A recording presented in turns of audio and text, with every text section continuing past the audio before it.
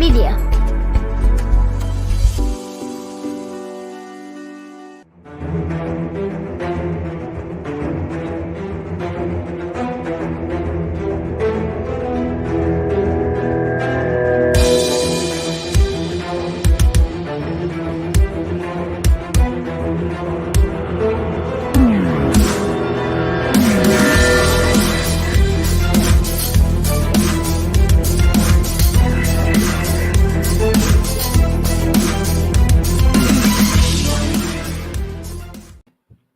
Hello, everybody. Welcome to another Kansas Missing and Unsolved podcast. I'm your host, Ricky Chaburgi in Salina, and joining me from Phoenix is Derek. How you doing tonight, Derek?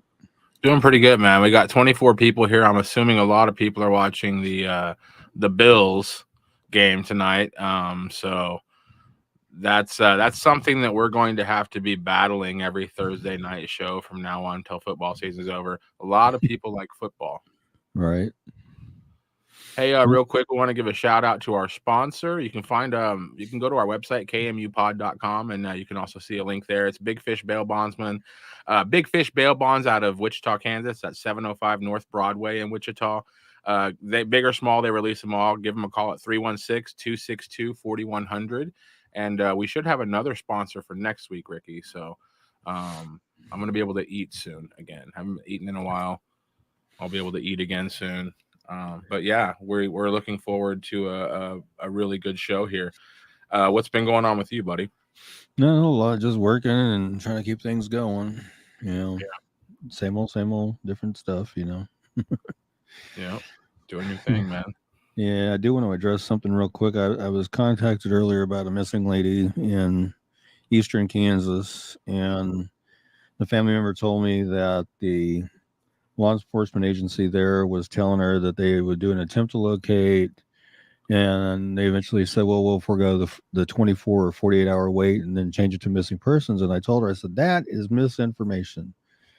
And I told her, I said, in Kansas, there is a statute that states that when any law enforcement agency in this state is notified of a missing person, they have to take and file a report immediately and have it on missing person section of NCIC and on KBI within 2 hours of taking that report. That 24, 48, 72 hour nonsense was done away with in 2014. Okay, 8 years ago. So if you have a missing person and law enforcement agencies, I have the utmost respect for them. Don't get me wrong. But if you have a missing person and they're kind of, not wanting to get a report filed right away, there's a statute that states they have to. And a lot of that is too, especially in Kansas, you have a lot of smaller communities. It might be a situation where the person that you talk to at the police station doesn't know about that statute. That's a possibility too. But it's a situation like Ricky's saying, you got to be adamant because we know it exists. So if you run into anybody in law enforcement, it's like, well, we have to wait 24 hours. Be like, you should probably call your supervisor and double check that because I think that that's not right. Which would, turn into them calling them. But end of the day, Ricky's right. The quicker the information is up on the missing person's website. I mean, it's even on the KBI's website that, they even have it on there that there's no waiting period to file. It can be filed immediately. Don't waste time. Get as many people out there, tell as many people as you can about your missing person. That way there's more people out there looking, so even KBI has it on their website. No waiting period. They can file immediately. Yeah. Like I said, I have the utmost respect for law enforcement. Don't get me wrong. I have for many, many years, and I will continue to have, but that's just one thing that gets me fired up. Wow. Look at this. We got Christopher Unruh in the house. Connie Judd is from White City. Roxanne Fisher, Ellen Dotson, Kelsey Youngblood in the house. Yeah, Kelsey. We got Trisha Arnold holding it down over in YouTube. Mark's over in YouTube. So I don't know if we've had Mark before. Maybe we have. I don't know. We have a lot of people on here. I don't know. I just see Mark. I'm not sure. Topeka. We have Alexis Marie Turner from Topeka. Nice. Right. And Esther Unruh. And then we got Rodney here from Ottawa. We appreciate all of you being here, especially with the NFL going on right now. We know that you're serious about finding people. There's football on TV. Yeah. I got to tell you, man, like, This country is a different place when it's football season, man. Like it's just, it's a little bit different, man. We like football in this country. Well, hey, let's take a quick break. We're gonna be right back. You're watching the Kansas Missing and Unsolved podcast. We'll be right back after this.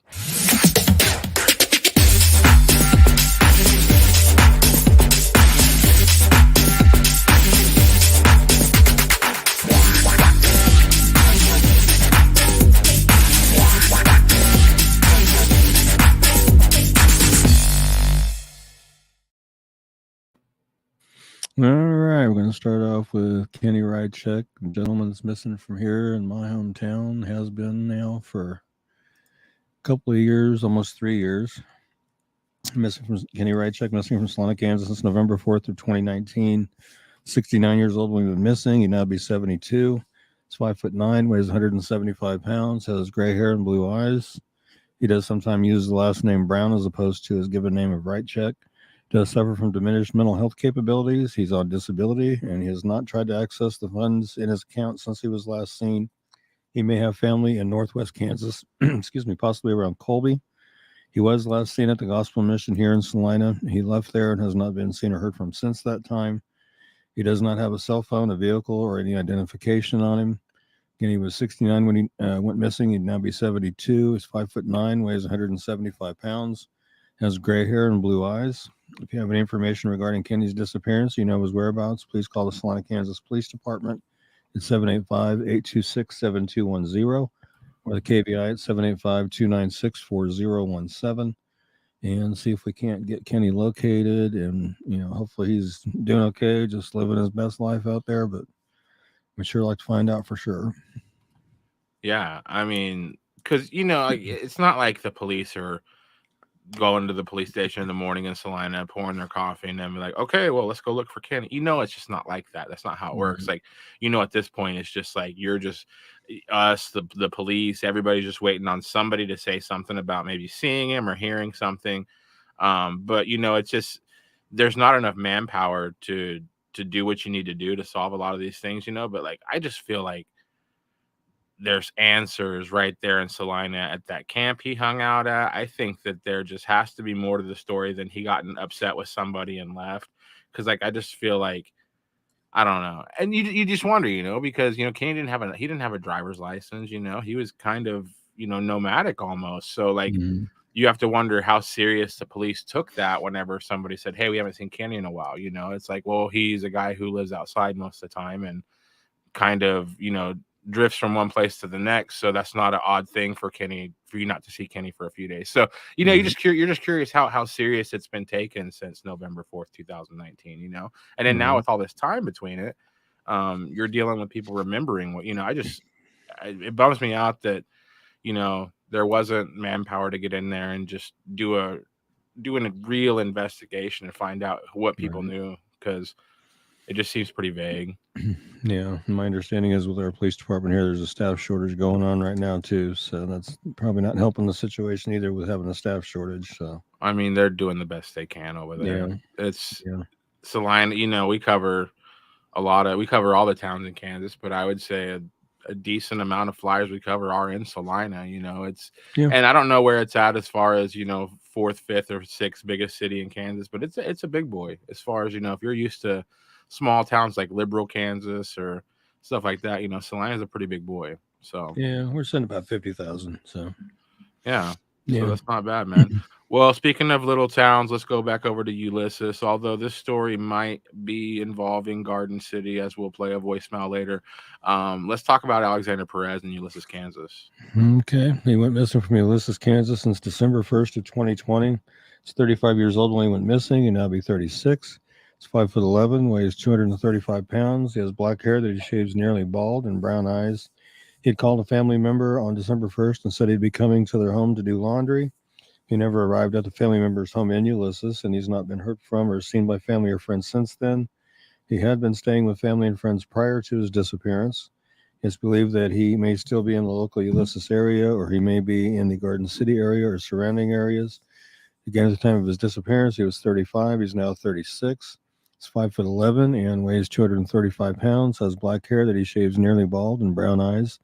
He does have a tattoo of a bumblebee on his face underneath his left eye. He has Perez tattooed on one of his arms. He has a tattoo of a cross on a chain across his chest.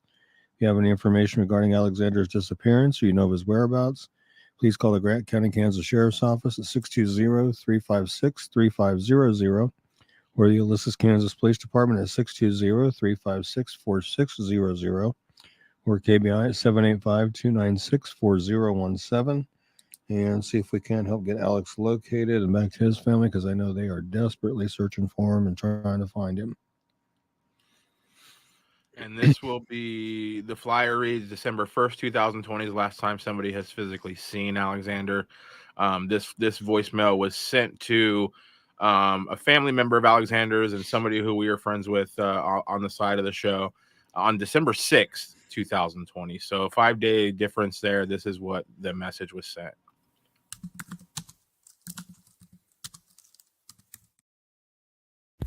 I don't know, man. I'm supposed to be going back early morning to go get some shit and then go get some other stuff down there and bring it back down here, but I don't even know, man. It's been wild down there. It's been crazy. Fucking been held at gunpoint and robbed and tried to beat me up. It's a bunch of crazy shit going on in GC, man.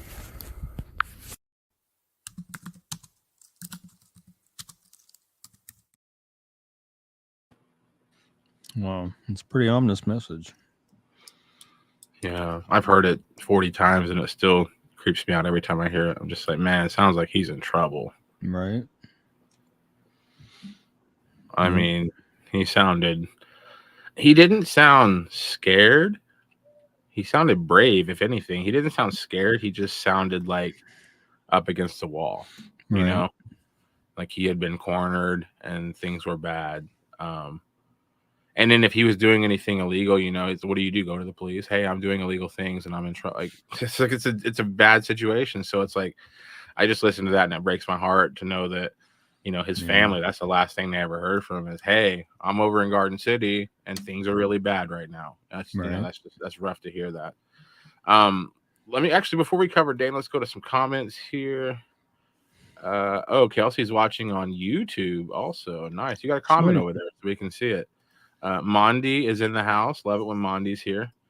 Chad is here. He says, I remember Kenny. I almost went looking for him. I mean, I wish somebody would, you know, at least go ask some questions. He said, last I heard, he disappeared walking towards the cemetery, but I've been involved in so many cases now I might get stuff confused. Oh. Okay. Wow. I hadn't heard that. And is she referencing the Facebook page? She might be. I'm not sure. I think she has an Alexander Perez missing in Ulysses, Kansas page. Yeah, Kelsey Youngblood is awesome. She's been helping us out since I've been a part of the show. I've known about her. She's helped us out and stuff. But yeah, she's got several Facebook pages that go deep dives on a lot of these cases that we cover. So check those places out. I know the mission that he was last seen at and left. It's not anywhere near a cemetery, so I don't know. And he also says he looks for missing persons as a hobby using custom-made drones. That's cool. Chad, message our page. We'd love to talk to you about that. That's a really cool pastime. That's really cool. Hey, let's talk about Dana Jane Bruce going over to the Missouri side of things. This is a 2008 case. It's been pretty bad. Yeah. She went missing from Sedalia, Missouri on October 4th, 2008. She was 23 when she went missing. She's going to be 37 now. She's 5'2", 98 pounds, has brown hair or green or hazel eyes. She was last seen at her children's babysitter's home in Sedalia. She left the children there earlier that day so she could go out for the evening. She returned at midnight and gave the babysitter more money and asked her to watch the children for the remainder of the night. Dana was seen at Malone's bar on Main Street with a young man driving a late model red Ford F-150 truck earlier on the night of her disappearance. She did leave with that man at 11:30 p.m. Police have identified the man that she was with that night.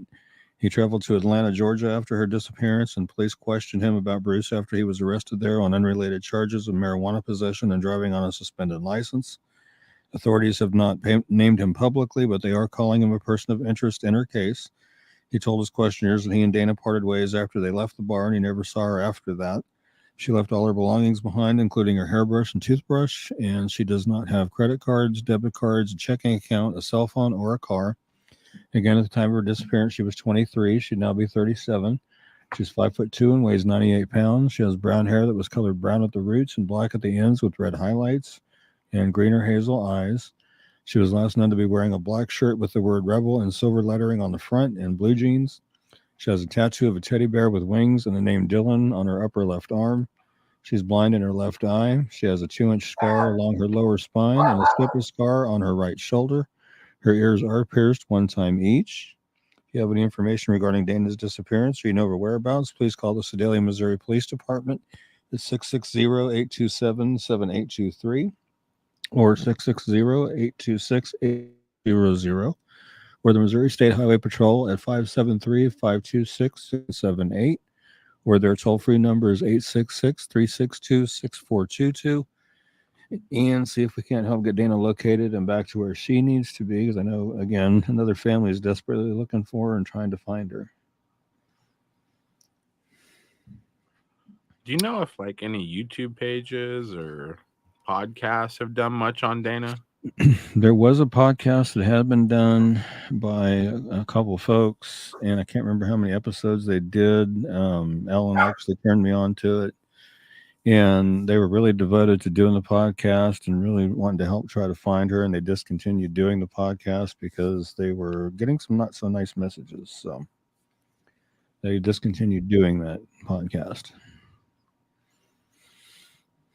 See, you know, not to like point anything at me, but like I'm somebody who asks way too many questions. I am nosy, especially homicides in my hometown. Like people know, like if people start talking about murder in Elkhart, somebody's like, "You've been talking to Derek Rilliford, haven't you?" Like not one death threat. Like I've asked hundreds, I've broadcasted, I've interviewed Suzanne Johnson's mom, and I broadcasted that. I got 1,000 downloads in 2 days. Not one death threat. I mean, you hear about but somebody else tried to write a book on Suzanne about 15 years ago, and she got a death threat. Wow. Where's my death threat, Ricky? I just, it's like I've been doing this for a while. I feel like I can do without them. I don't want one, but it's like you just hear about it, you're just like, wow, that's, I don't know. I think I have nobody wants to hit a guy with glasses, Ricky. So I think it could be. But I don't know. No, but like for real, like I've heard several times, like I've talked to people that looked into cases and stuff, and they get death threats, but I've never received an odd email, a message, or anything. Well, I think the Lord's watching out for me, but yeah, it's just not yet. Maybe someday. Yeah, you never know. Okay, this one's Crystal Pereira, I guess. Missing from Wichita, Kansas since July 22nd of 2022. She's 31, 5'7", 220 pounds, black hair and brown eyes. Wished I had more information on her disappearance, but I don't. And if you have any information regarding Crystal's disappearance, you know her whereabouts, please call the Wichita, Kansas Police Department at 316-268-4181 or 316-268-4111 or the KBI at 785-296-4017. See if we can't get Crystal located and back to where she needs to be. Looks like maybe a driver's license photo. Yeah.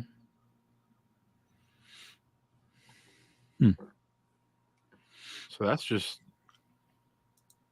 okay. It's been a little bit. Chad's saying he posted to the messenger on the Facebook account. Phone numbers there. Call anytime. Cool. Thank you. Looks like we got a lot of comments here. Oh yeah, she was trying to. Kelsey was linking the page. Okay. Oh, there it is. She was linking it. Shanna Holstead's here from Wichita. Lori Hayes from Hayes. Love it when she's here. Hey.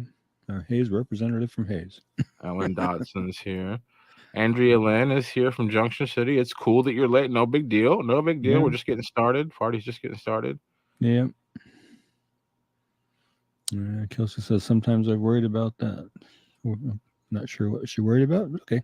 No, the death threat thing. Because, the death threat thing, yeah. You work in this world, and most of the time pro bono. You know what I mean? Like, you're just here because you're nosy and you want to help. Yeah. But, yeah, like, people have always... This is my buddy Wade from Vegas. How you doing, buddy? Wade has... Vegas. Yeah. So I met Wade a long time ago. Anyway, long story short, Wade has become 100% sober. He was... using cannabis for a long time, but he hasn't been doing it. He's been doing great, man. Like, I'm really proud of Wade. He's getting healthy and he's doing really good. So thanks to Wade for stopping by. But Cool. yeah, that's it's always good to see somebody take care of themselves. You don't see that much. Let's talk about Monica. This looks like another driver's license photo. I don't know why I bunched them together, but that's what we did. Yeah. Let's see. She's missing from Wichita, Kansas also since July 23rd of this year. So I think day after Crystal, actually. She's 59 years old. She's 5'5", weighs 132 pounds, brown hair and blue eyes. Again, not much information on her, except for that she goes by Garcia sometimes as opposed to Ricky. Okay. If you have any information regarding Monica's disappearance, you know her whereabouts, please call the Wichita, Kansas Police Department at 316-268-4181 or 316-268-4111 or KBI at 785-296-4017 and see if we can't get Monica located and back to where she needs to be. And somebody's got a dog going off. Yeah. Well, it's because you get mad and Tatum rolls her eyes when I mute my mic, but you guys don't realize I have 2 kids that don't care at all about this podcast. Well, I've tried to get them to care. They don't care about the show. And then I have these dogs that just don't stop barking, dude. It's so that's why you see me mute quite a bit, man, because there's somebody. Lucky. My 2 dogs don't bark a whole lot at all. Mine, man, anything besides me or my wife or my 2 kids moves, like they lose it. So, and I have my brother and his kids and his wife are here, and it's rough, man. It's pretty barky in here. Let's talk about Nelly Willis here. Looks like another Wichita case. Wow, that's a lot of Wichita tonight. Yeah. Nelly Willis missing from Wichita since August 29th of 2022, so just a little over a week. She's 44 years old. She's 5'7", weighs 240 pounds, black hair and brown eyes.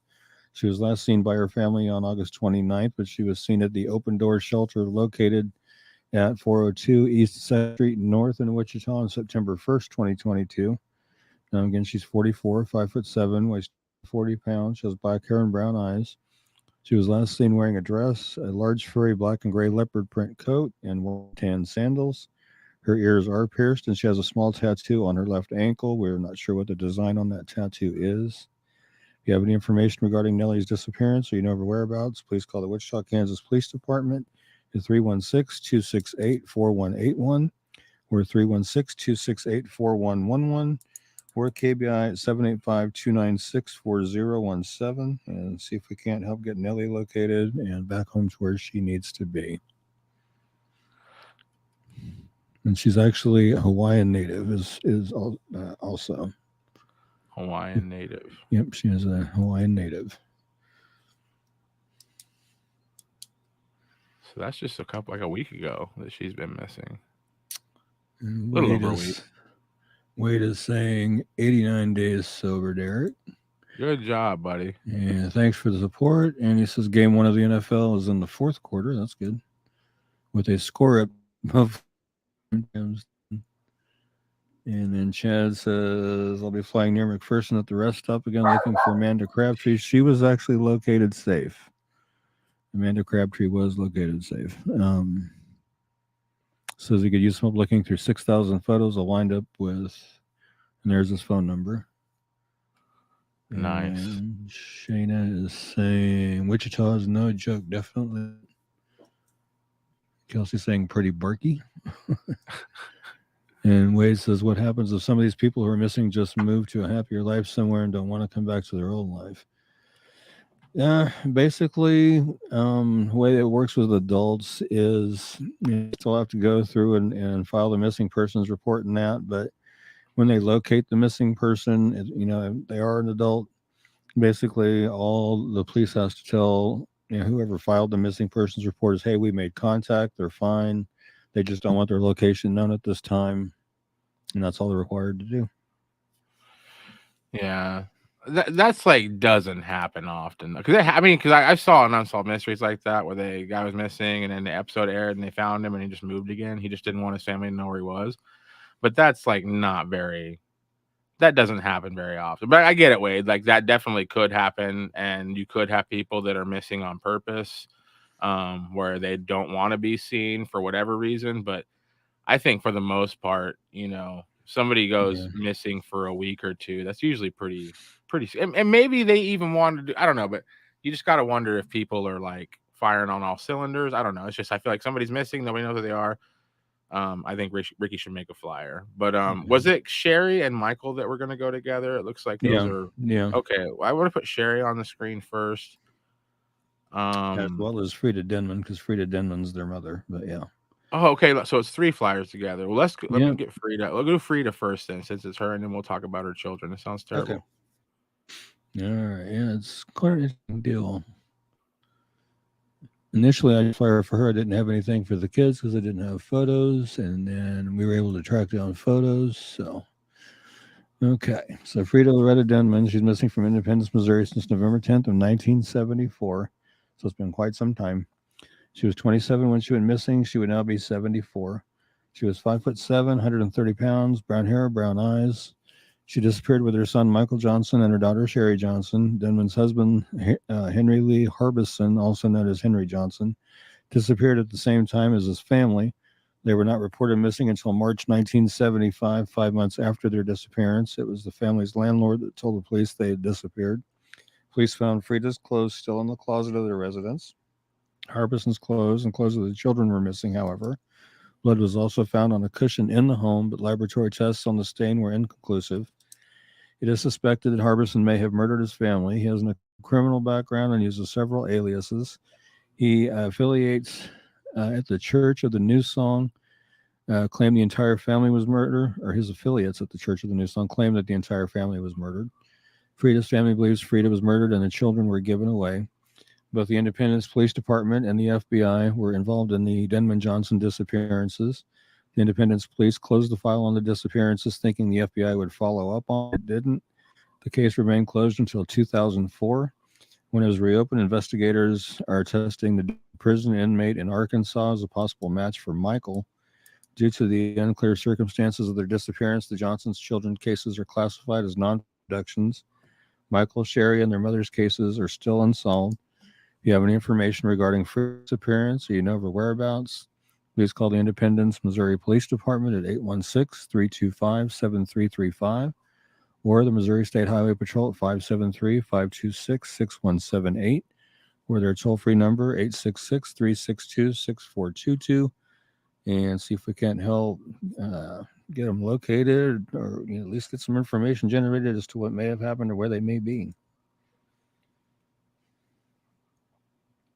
That is wow. Yeah. So the It's husband. Wow. 5. So you're saying 5? How much? Because it was 74 and then 70. How many months? 5 months after they went missing? Roughly, yeah. Okay. Yeah. And the landlord's the one that kind of said something. Yep. That is wild. And then here we'll do Sherry. Yeah, Mrs. Wow, Sherry. that's really cool. They did an age progression up to 40. That's science is wild, man, that they can do that. Yeah, I'm not sure how they do those. I'd like to know how they do them. Okay. Yep. Sherry Lynn Johnson, of course, missing from Independence, Missouri since November 10th, 1974. She was 4 when she went missing. She's now 51. She's 3'6", 40 pounds. She had light brown hair and brown eyes. Of course, she disappeared with her mom, Frida Denman, and her brother, Michael Lloyd Johnson. Their father has not been seen since that time. The family went missing in November of 74, but the landlord did not report them missing until March 75. Police found Frida's clothes in the closet while her husband and children's clothes were missing. Blood was found on a cushion in the home, but tests were inconclusive. Denman's husband, Henry Lee Harbison, a.k.a. Henry Johnson, had an extensive criminal background and used several aliases. Henry had affiliations with members of the Church of the New Song who claimed the family was murdered. The Denman family believes that Frida was killed and the children were given away. The Independence Police investigated it as a missing persons case. At the same time, the FBI was looking for Henry. Independence closed their case, assuming the FBI would pick up where they left off, but that didn't happen, and the case remains unsolved. In 2004, police reopened the investigation into their disappearances. The above missing date is an approximation as it is unknown when Sherry was last seen. The height and weight listed for Sherry is also an approximation, as her exact measurements at the time of her disappearance are unknown. If you have any information regarding Sherry's disappearance or the disappearances of her mother, Frida Loretta Denman, and or her brother, Michael Lloyd Johnson, please call Sergeant Jeff Razier with the Independence, Missouri Police Department at 816-325-7300, or Special Agent Rick Weiler with the FBI at 816-512-8200, and see if you can help get them located and see if they're doing okay. And hopefully they are. And it looks like Michael has his age progression done as well. Yeah. But even that's 11-year-old age progression. Well, yeah. Yeah, Is it? that's the most recent age progression that they have, too. That's crazy. As I looked for a more recent one, that seems to be the most recent. Because, like, if that's him at 37 and now he's 48, you got to add a lot of probably gray to that. You got to, I mean, it's just, they could do it, but you're right. This is an old age progression. I'm glad they have it, but it's an old progression. Yeah, it is. Of course, he went missing November 10th, 74. He was 10 months old when he went missing. He'd now be 48. He's 2'5", weighs 22 pounds, brown hair and brown eyes. And of course, he went missing with his mom, Frida Denman, and his sister, Sherry Johnson. Their father has not been seen since then. Family went missing in November 74. The landlord did not report him missing until March 75. Frida's clothes were found in the closet, while her husband and children's clothes were missing. Blood was found on a cushion in the home, but again, tests were inconclusive. Denman's husband, Henry Lee Harbison, also known as Henry Johnson, had an extensive criminal background and used several aliases. Henry had affiliations with members of the Church of the New Song who claimed the family was murdered. The Denman family believes Frida was killed and the children were given away. Denman's police investigated it as a missing persons case. At the same time, FBI was looking for Henry. Independents closed their case, assuming the FBI would pick up where they left off, but that didn't happen, and the case remains unsolved. In 2004, police reopened the investigation into their disappearances. Again, the above missing date is an approximation, as it's not known when Michael was last seen. Height and weight for Michael is also approximation, as his exact measurements at that time were unknown. If you have any information regarding Michael's disappearance or the disappearances of his mother, Frida Loretta Denman, and or Sherry Lynn Johnson, please call Sergeant Jeff Razier with the Independence, Missouri Police Department at 816-325-7300, or Special Agent Rick Weiler with the FBI at 816-112-8200, and see if we can't get them located and back home, make sure they're safe and sound. Wow. Yeah. And of course, as we learned with in Loretta's flyer, that they're testing the DNA on an inmate in Arkansas. So I'll have to see if I can find any kind of an update or anything on that. So I'll be interested to see if they were able to come up with anything.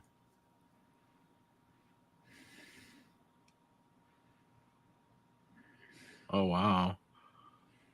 So the case we just covered, Michael, they were saying that one might be an inmate?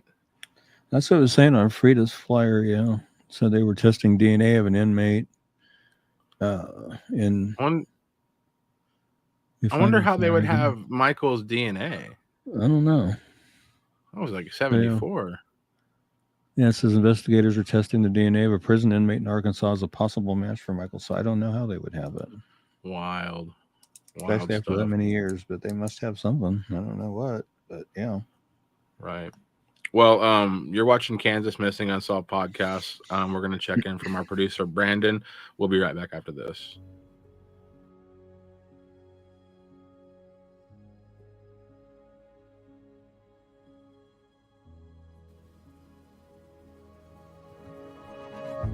Hi, this is Brandon with the Kansas Missing and Unsolved podcast, and today I want to talk about Alex LaRussa, one of our outstanding cases.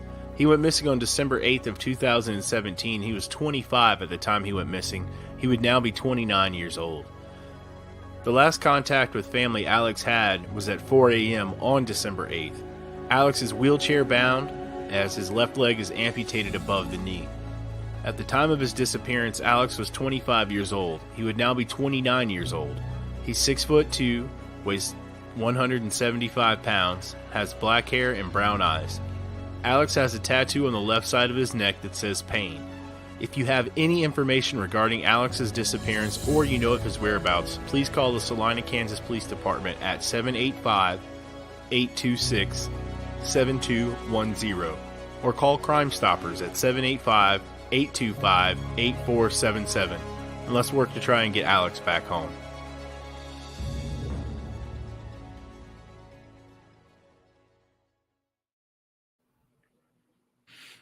Yeah, and I'm gonna add to that with Alex's case that they did find his vehicle that he was last in, abandoned northeast of town a little bit, and it did have his wheelchair and other personal effects inside the vehicle. So yeah, that's what to me makes it scary is that they found everything he would need to get through life, like all in one spot, and he wasn't with it. So that's scary. Yeah, it is. Something either terrible happened or he made a decision to do things completely different from then on in another place. Right. Because his car, his chair, his wallet, can't get far without those three things when you're him, Right. So, I mean, I can't get far without my wallet. If I've been to work before and forgot my debit card, and I'll be 40 minutes from the house, and that's a really thirsty trip home sometimes when you don't have money to go to the store and get something to drink, the fact that his wallet was just left behind and his chair, and that's just bad. But let's talk about Leah Dawn Weber. Weber has been listening from Great Bend, Kansas since June 28th of 2022. She's 16 years old. She is 5'4", weighs 120 pounds, brown hair and brown eyes. She does have a piercing in her left eyebrow. If you have any information regarding Leah's disappearance or you know of her whereabouts, please call the Great Bend, Kansas Police Department at 620-793-4120. or KBI at 785-296-4017 and see if we can't help get her found.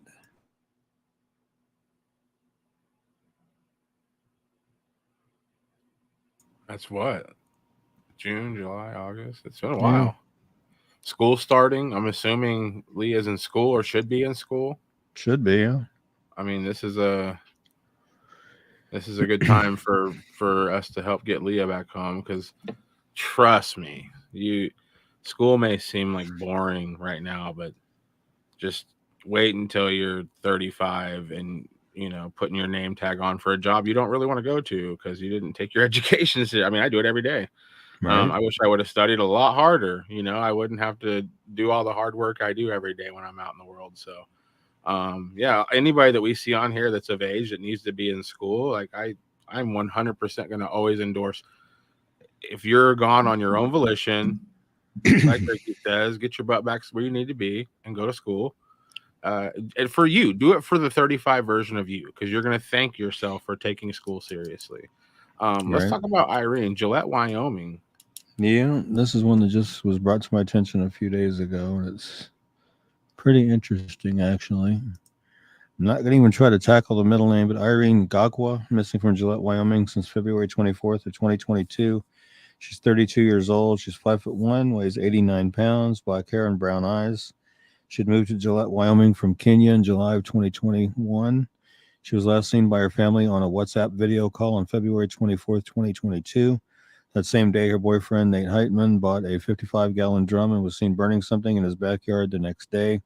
On March 3rd, 2022, some unusual texts are sent from Irene's phone about moving to Texas, which are not in her voice or first language. On March 4th of 2022, police are able to access Irene's phone records and found that her phone was last active in Gillette on March 4th. On March 8th, 2022, Irene's WhatsApp account is deleted. On March 10th, 2022, her phone number is deleted. On April 12th, 2022, the police began investigating Nate Heitman as a person of interest. On May 10th, 2022, Nate is arrested on 5 felony charges, including transferring money out of Irene's account, deleting her email, and using her credit card. Nate is refusing to cooperate with police in the investigation into Irene's disappearance. And she's 32 years old. She's 5'1", weighs 89 pounds. She has black hair and brown eyes. If you have any information regarding Irene's disappearance or you know of her whereabouts, please call the Gillette, Wyoming Police Department at 307-686-5250 or the Wyoming Division of Criminal Investigations at 307-777-7181 and see if we can't help get Irene located. It's been a little while, man. Yeah, it's been a while. It's not sounding too good either. No. Well, she's a very small person. Like, she's not very Yeah, tall. she is.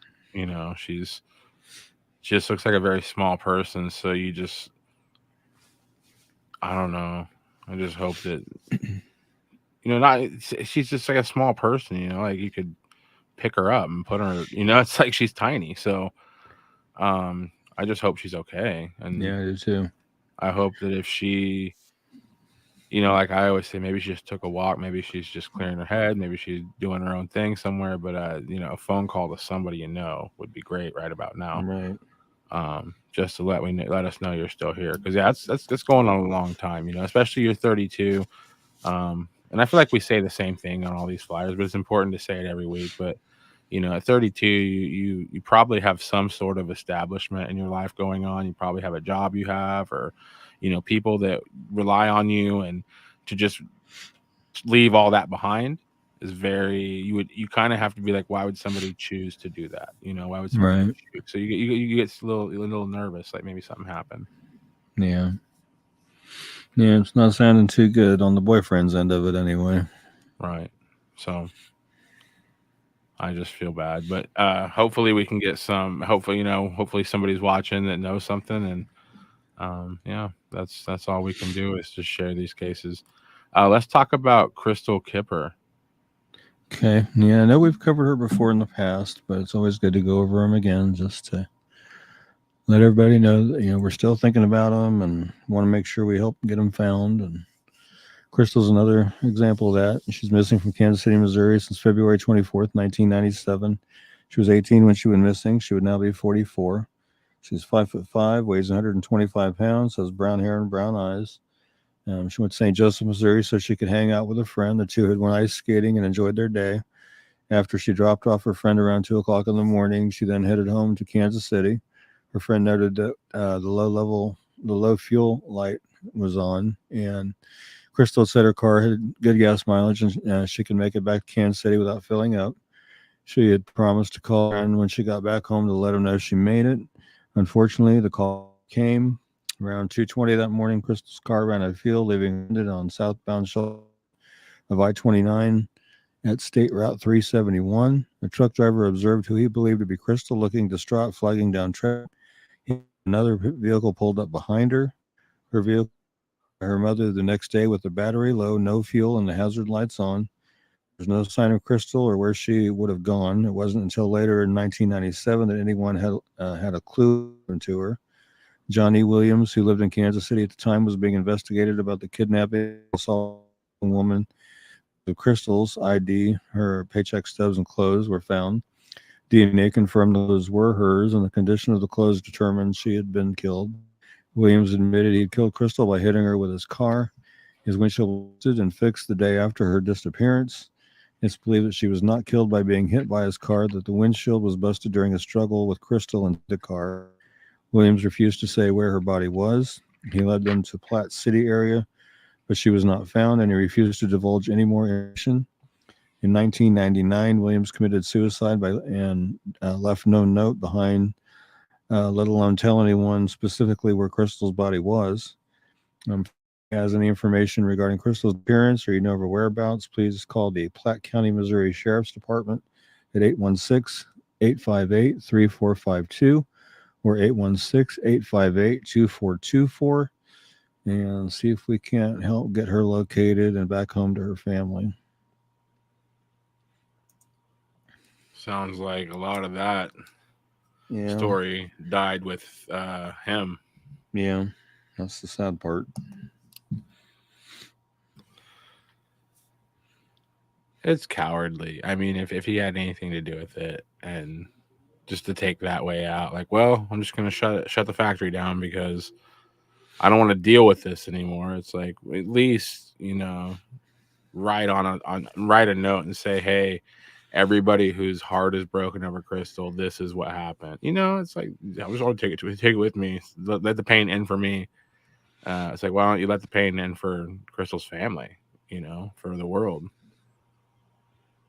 But again, he could have been innocent. But I mean, that we have several cases that we cover that you have similar story where the even Megan Fogel's song, you know, that guy ended up taking his own life, and he's the only one that knew, you know, the intimate details of the last moments of her life, you know. So I think it's real cowardly, man, when you hear that they in their lives and there's like and then, you know, the people they're being looked at, you know, it's Right. pretty cowardly. Let's talk about Bree. Okay, that's the more recent one. Let's see here. She is missing from Lenexa, Kansas since July 7th of this year. She's 17. She's 5'4", weighs 130 pounds, has brown hair and brown eyes. It's believed she may still be in Kansas, or she may be in Oklahoma or Texas. If you have any information regarding Brianna's disappearance or you know her whereabouts, please call the Lenexa, Kansas Police Department at 913-477-7301 or KBI at 785-296-4017. And see if we can't help get Brianna located and back to where she needs to be. Yeah. I'll say it again. School is in session. So Right. School is going on right now for sure. Yep. Kansas is like just now going back. My kids have been in school. We're going on like our third or fourth week of school. Like I don't know if we're considered year round, but we go a lot more than like my friends' kids in this country. Like we go earlier, we stay later. Mm-hmm. We have a lot of breaks. So my kids like rarely finish. My kids get off like every Friday at like half day. Wow. Like the whole year. So I think we are year round. I don't know. You should know these things about your children. But I don't know. Here we go. Garrett Russell looks like just a couple, maybe a week old. Yeah, that's a recent one. Missing from Ottawa, Kansas since August 24th of this year. He's 30 years old, 6'4", weighs 240 pounds, has brown hair and hazel eyes. He's last known to be driving a white 1998 Toyota Camry with Kansas license plate 619RGX. And he's 30 years old. He's 6'4", weighs 240 pounds, has brown hair and hazel eyes, and his ears are pierced. And he does have multiple tattoos. We have one photo of one on his left forearm. And I'm not sure. It looks like it says Dwayne or something like that. I'm not sure. But if you have any information regarding Garrett's disappearance or you know his whereabouts, please call the Ottawa, Kansas Police Department at 785-242-1700 or the KBI at 785-296-4017 and see if we can't get Garrett located and back to his family.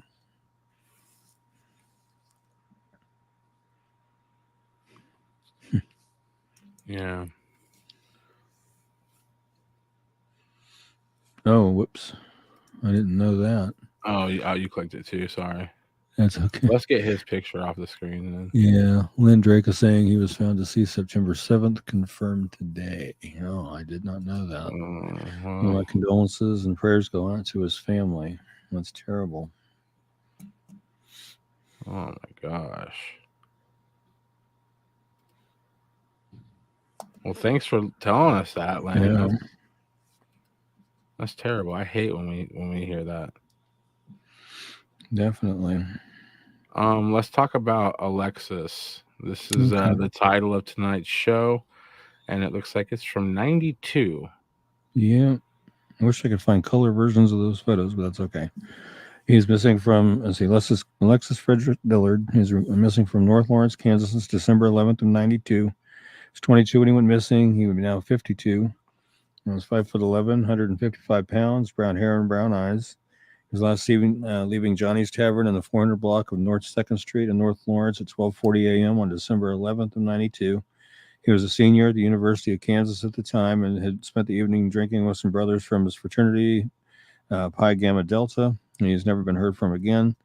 There is speculation that Alexis drowned on the night of his disappearance. He told his friends that he had swum across the Kansas River before, and we tried to do so again after leaving the bar.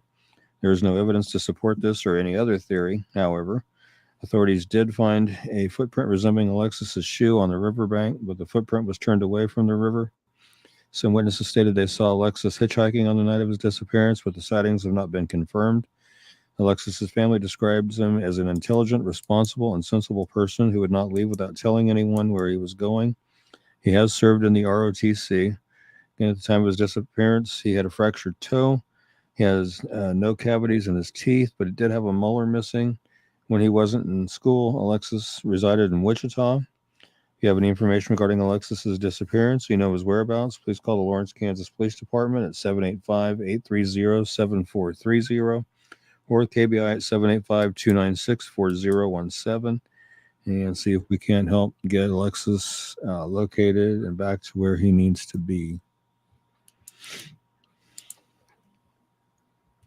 Wow. Yeah. I didn't know Lawrence was big enough to have a North Lawrence. I didn't either. I thought Lawrence was just Lawrence. Right. It's kind of like Newton. Newton's got Newton and North Newton, and it's not a very big town either, but right. And I believe they even have different police departments for Newton and North Newton, I believe. Like I live in North Phoenix, but it doesn't even say North Phoenix like on my address. It's just the locals say, "Oh, you live in North Phoenix. You live on the north part of Phoenix." Wow. Amber Landry, thank you for tagging folks to come check out the show. Appreciate that. I noticed you tagged a couple of people there. Oh, that is awesome. Yeah. That is really cool. Let's talk about Anita, a 1987 Missouri case. When I originally did her flyer, I did not have a photo for her, which I thought was pretty darn... I have a hard time doing flyers without photos. I use silhouettes that say photo not available, but recently a photo of her did surface, and I was like, hey, a couple other ones did too, but they were younger school photos, and thought, well, she was 32 when she was missing, so school photos wouldn't necessarily be, the best, so I didn't use those, but I used that one. But she went missing from Raytown, Missouri on July 9th of 1987. She was 32 when she went missing. She'd now be 67. She was 5 foot tall, 98 pounds, black hair and hazel eyes. She'd called her mother the previous evening, said she wasn't feeling well because her allergies were acting up, and she'd planned to go to bed early. Anita was supposed to work at a hair salon the next day, but when she didn't show up, her loved ones went to her apartment. They found a few dishes in the sink and Anita's glasses on the table, and nothing appeared to be out of place. Anita's car, maroon and red 1986 Toyota Celica, was found abandoned in front of her residence in the 9200 block of East 54th Street, about a half mile from her residence. 10 days after she disappeared, it was parked crookedly, facing the wrong direction. The doors were locked, battery was dead, and the keys were gone. There was no sign of Anita at the scene. Anita was divorced in 1987 and had a son who was with his father at the time of her disappearance. She's described as a responsible person who didn't go places alone and would call work if she wouldn't be able to come in. Her ears are pierced and she has a scar on her left cheek under her eye and a scar on her lower back. She may wear eyeglasses or contact lenses. If you have any information regarding Anita's disappearance or you know her whereabouts, please call the Raytown, Missouri Police Department at 816-737-6020 or the Missouri State Highway Patrol at 573-526-6178. or toll free at 866-362-6422 and see if we can't help get some information going to find out what happened to Anita and where she may be.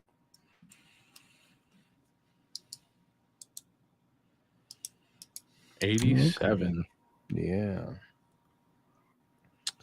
And I noticed Amber Landry said, no problem. Listening in for Carl Ray. He's my cousin. Oh, okay. Let's cover him now. Okay. This one's Carl Ray Dearman Jr., also known as C. Ray, missing from St. Louis, Missouri since September 1st of this year. He is 33 years old. He is 6 foot tall, weighs between 150 and 180 pounds. My understanding is originally listed at 180, but apparently he's lost weight and he's closer to 150. Has light brown or blonde hair, has blue or green eyes. He usually calls his family about every 2 to 3 days to check in. This is the longest he's not been in touch with family. And the post I was reading said they feel like, this is, off, doesn't feel quite right. Again, he's 33, 6 foot tall, weighs between 150 and 180 pounds, has light brown or blonde hair and blue or green eyes. He has a tattoo of a woman standing in front of a tree on his right chest. He has a tattoo of a claw that looks like it's coming through the skin on his left side. A tattoo of barbed wire on his right bicep, a tattoo of a sun on his right ankle. We have a picture there. It's similar to that, but it's colored in. And it has a tattoo of C. Ray across his upper back in Old English script.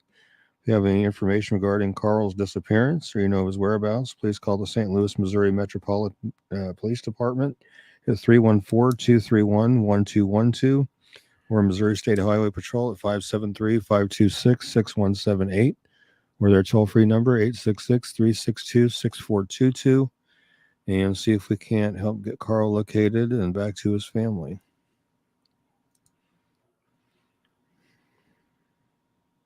Yeah, that's 7 days. Yep. But he's 33.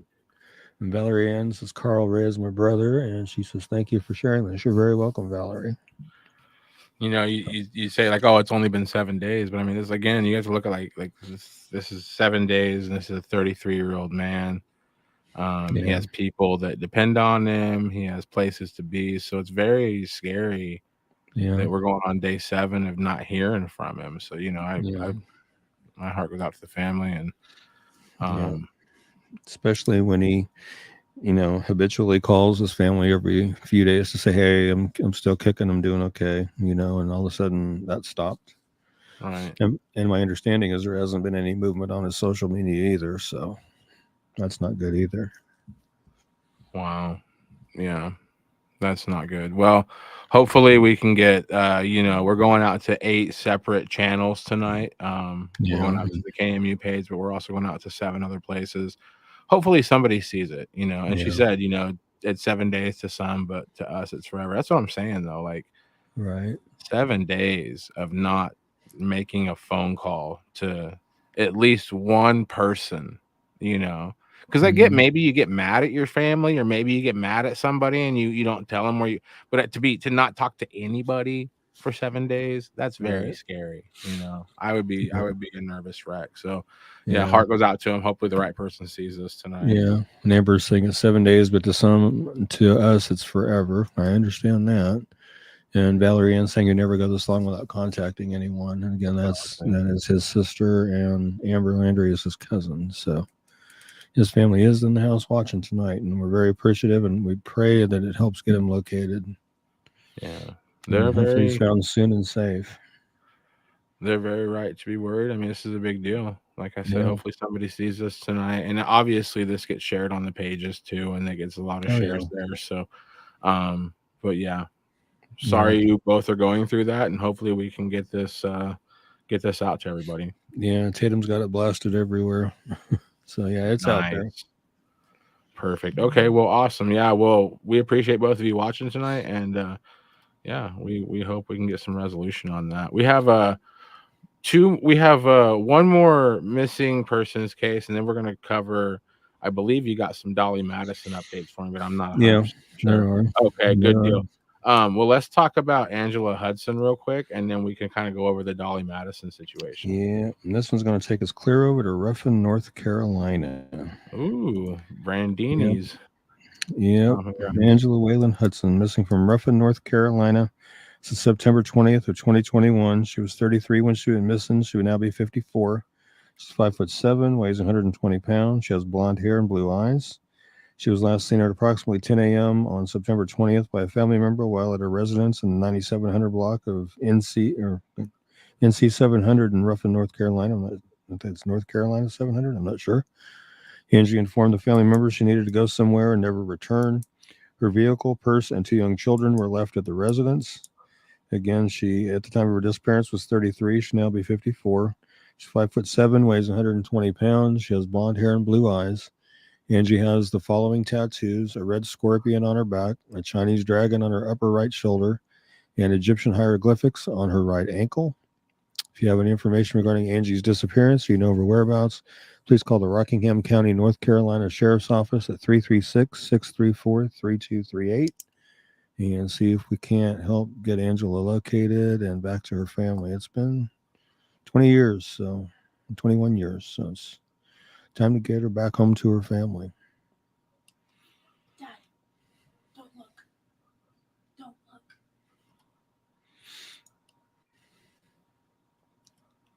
Wow. I tell you, I was talking to Tatum earlier, and she was telling me she has shared flyers on some pages so frequently and so much they told her that she can only post twice a day now. Really? So she's really hitting the pages with the flyers, so which is really good.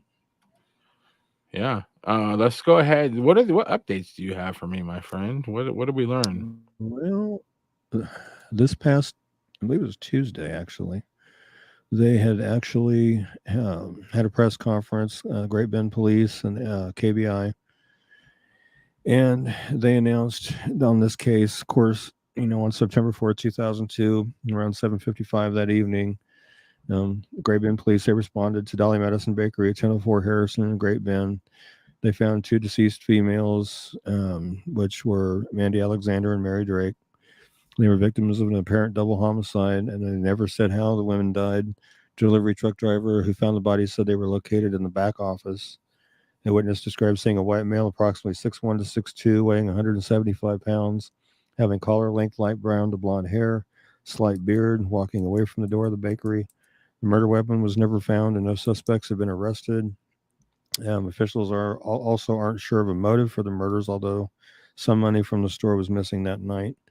But again, September 6th, just a few days ago, KBI and Great Bend, they, as a result of new testing, they discovered male DNA on a sample collected from one of the bodies of the victims. They didn't say which one.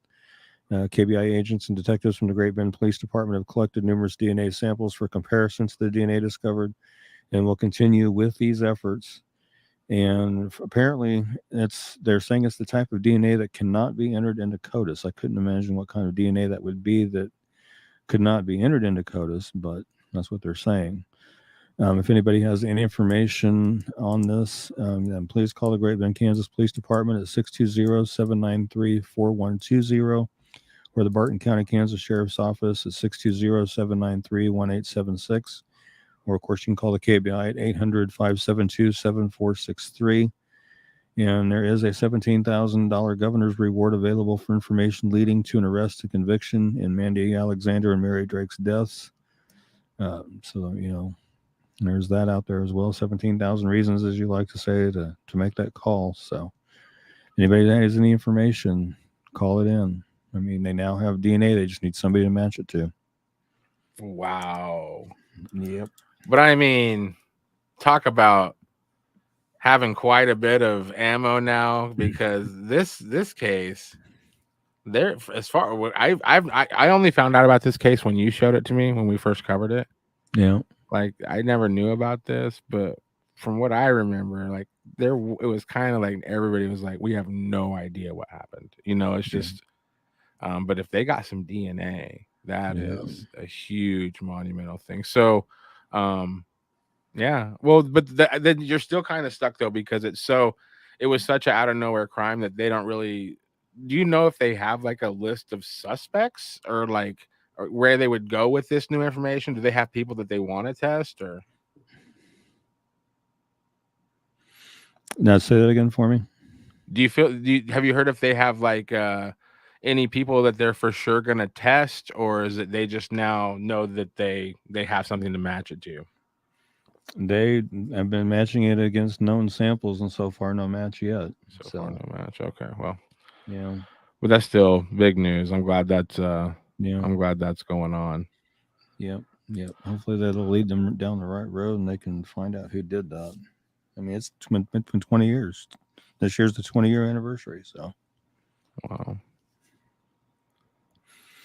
Yep. Sometimes that stuff moves at a glacial pace, man, but it's moving. At the end of the day, it's moving. Right. So, well, we're gonna check in with Brandon, producer Brandon Smith. He put together a lovely located safe for us. We're gonna check in with that, and then we're gonna come back and chat at you for a minute, and then I'm gonna go to bed because I did a lot of stops today and I'm tired. Here we go. Located safe.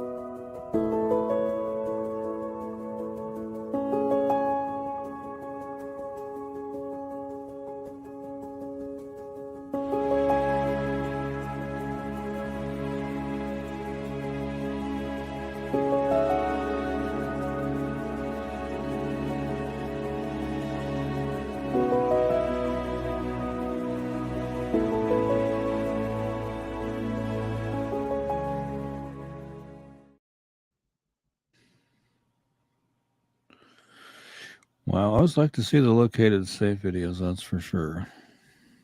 Yeah, good time for sure. This is another person kind of asking the same question. Diana Hayden, do you know the statistics of how many of these long-term missing persons have successfully walked away from their old lives, and how many something has happened to them? I don't think we know that. I think it's kind of hard to know what happens to that with so much being unknown. When the fact that you're on a missing persons flyer means that nobody's seen you in a long time, so it's really hard to know. But somebody else kind of asked that similar question earlier. Allison says, I'm from Great Bend, and I feel so bad for the family. They are so nice, and I hope someday they get some closure. Right. And then Diana said, my favorite part of the show. Ellen says, I'm glad so many people were located safe. Yeah. Well, Brandon does a great job with that. It's interesting because I've gotten some information on Garrett Russell's case, and there was a body found near his car, but apparently his family's saying it's not him. Oh, wow. So I don't know. Wow. Yeah. So the body was found, but nothing is confirmed. Family posted it isn't him that they found, and he is still missing. Wow. So I'm confused. Well, when we go live Tuesday, I'm gonna check something, see if he's still on good old KBI here, because he was.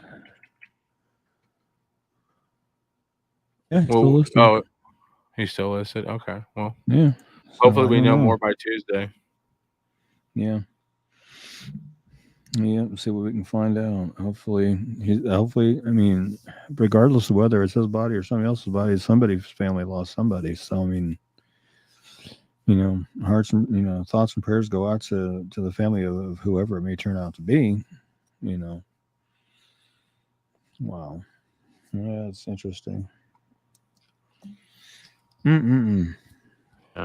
Always twists and turns, I guess. I don't know. Oh, boy. Let's see. We have another one down here. We are looking for a missing member of our family. Last known place was St. Louis. He's been missing 8 days. Would that be Carl Ray Dearman? Because we covered him just a little while ago. If anybody is wondering, you can go to kmupod.com, and there's a button you push, and you can give us the case number, the pictures of the person who's missing, a backstory, all that stuff, and that should go straight to Ricky's email. So sort of streamline that situation. You can also contact the Facebook page, obviously.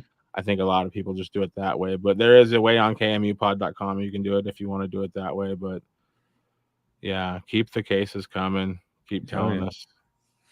We've had 3 come through there in the last day, so yeah. Yeah. Yeah. But yeah, like you say, they do like to come to the Facebook page and go that route too. Even some of the ones that went to the website have come to the Facebook page too. So. Right. I mean, it's the Facebook page is people feel like they can just approach it, and that's good. People are like, I can just message this page, and maybe they'll talk back, and chances are somebody talks back from Kansas Missing Unsolved. So pretty. I think our response rate's like 98% or something like that. I usually answer I usually answer the page messages, and when I don't, Tatum does, and I think she answers more than I do because I'm at work. And she works from home, so I mean, it's easier for her to get to them than me. But I mean, yeah, I'm at work or taking care of my daughter, stuff like that. So the only time I've ever looked in the inbox is when you tell me to. Yeah. Because I just don't want to click a message and then it says read and then you don't see it and then somebody doesn't get helped. Oh, so I just stay out of there. I'm like, I don't know what happens if I go check a message. Will it say that we've already looked at it? And then Ricky will be like, oh, I don't have any new messages. So yeah. But you guys seem to be pretty on top of things. That's pretty cool. But hey, man, Trisha Arnold saying good job. Thanks for all you do. Ricky, it is that bat time, that bat hour, man. Let's get out of here, buddy. I saw Trisha posted she got her deck of those cold case playing cards. I was like, yeah, she got one. Yeah, she did. And I asked her about it, and she used to work at the Hutch Correctional Facility, so she was able to get one that way. So. I'm thinking about getting arrested in Wichita when I'm there. I'm just kidding. No, I want a deck of cards though. I'm like, what do I got to do? Like just a night in jail? I mean, I want the cards because they're working on trying to make them public, and which I hope they do, because I mean they could generate tips that way just as easily as within. But I don't know. mean, even because like that's something I would pay for. You know, like if they have, because obviously they have to figure out how to get the money to ship them. But that's been one of the you announced to us and the Facebook page and everybody that you were going to be a part of that whole situation. And I did get one. So you did. But I think that the most common reaction you get when you tell people that story is they're like, well, how can I get one? You're like, well, here's the thing. You got to go to jail. Like so far, we're working on getting everybody. I'm sure a lot of folks. Diana Hayden said she'd buy a deck of those cards too. Oh, I'd buy one. It's really cool idea just to learn about the cases. Like it's and it supports a great cause. But I do think it's great that they are using those in the jail systems because obviously you watch a couple true crime shows. People they go to jail and their perspective changes whenever they know they're never getting out. And if they see a card and they know the story, they might say something because what do they got to lose at this point? Like somebody that's in jail, they have a different set of principles than somebody out of jail. Right. That's true. Hopefully, I mean, I don't know if I ever brought this up on a previous podcast, or I don't remember now, but I was a case contributor. I was emailed and actually I was messaged on the page and then emailed and asked, for suggestions for cases for the deck. And I think I sent them 35 flyers, I think is what I sent them when I counted them. And I did notice, and they did tell me they were going to do this too. And I did see it, that if you go to, there's a page on the KBI website that talks about the cold case playing cards and this and that. They have Kansas Missing and Unsolved linked as a source link. So that is nice. Yep, we are listed on KBI as a source link. So I thought that was really cool of them to do that, and I thanked them for doing that. That's awesome, man. So, that's pretty really cool. But with that, we're going to go ahead and close her out and say, hey, Heavenly Father, thank you for being with us tonight and bringing us together to do the missing persons cases and the unsolved homicides that we do every week. And as I always say, I pray they reach the right ears and the right hearts and they do the right things. I'm a firm believer that somebody knows something, and just hope, you lead them to do the right thing, Heavenly Father. And until we see each other this coming Tuesday, everybody stay safe. God bless. Amen. And have a good night. If you or someone you know is experiencing a suicidal crisis or emotional distress, please call the National Suicide Prevention Lifeline at 1-800-273-8255.